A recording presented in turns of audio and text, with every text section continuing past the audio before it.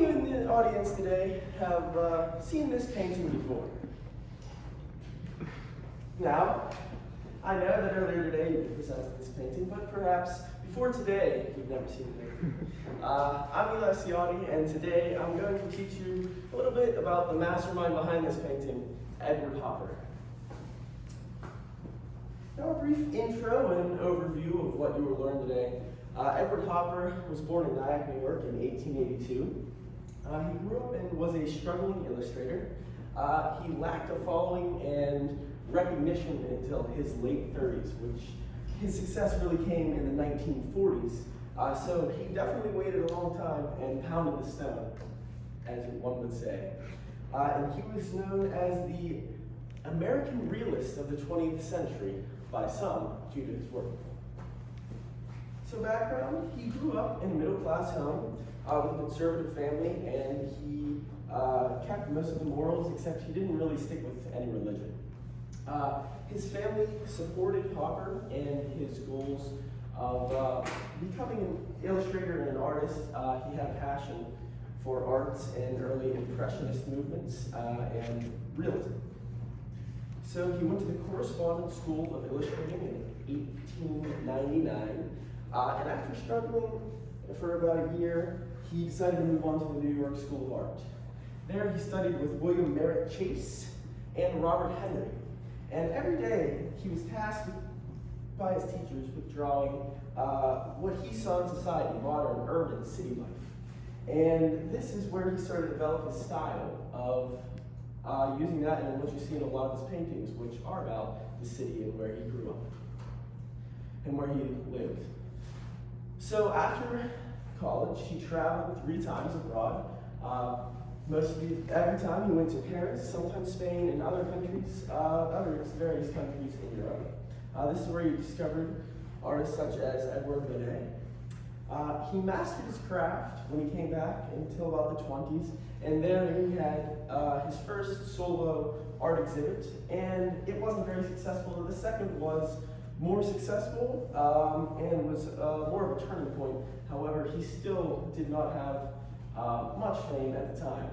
Now, in 1923, he married his wife and fellow artist who he studied with at the New York School of Art, Josephine Versteele-Nivison, in 1923. Now, a little bit about Hopper's style. Like I said earlier, he was referred to as the realist of American art in the 20th century.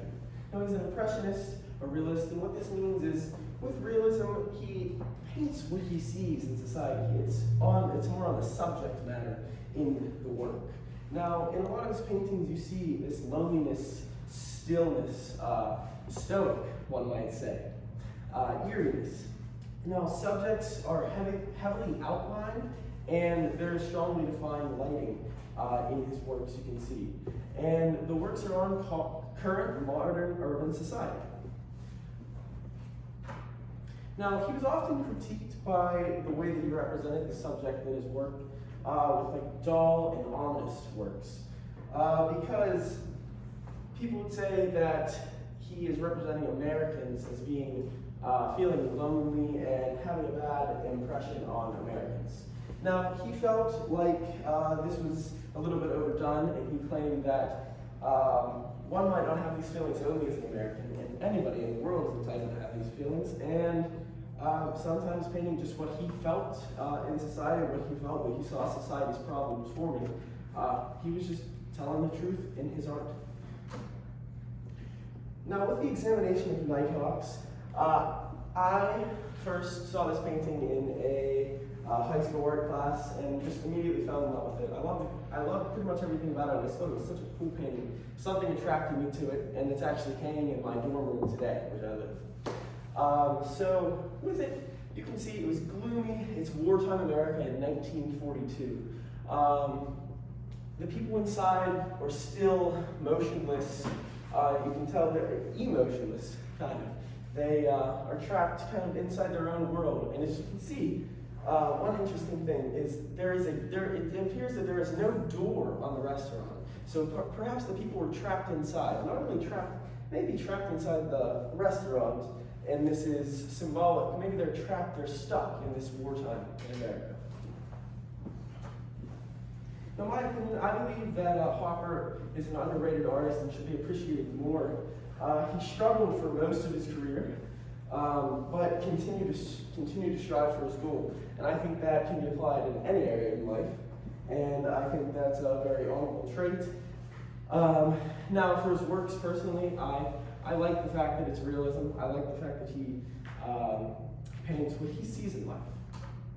Now, one connection I want to make to this is when Hopper traveled abroad, I thought it was very interesting, and I actually took a trip abroad a couple years ago in 2019 over the summer. And why I found a connection with this is because I believe that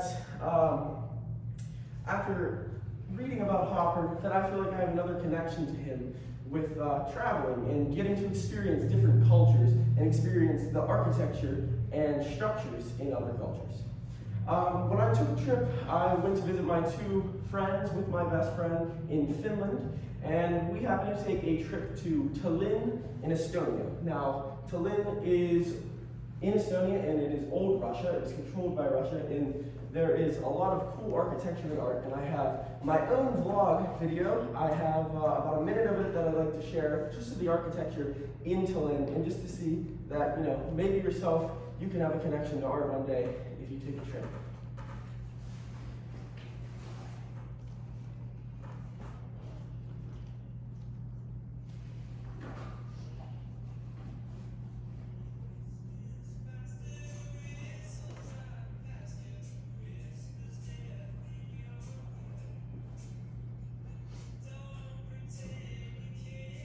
There's many churches and castles. This is Old Town Tallinn.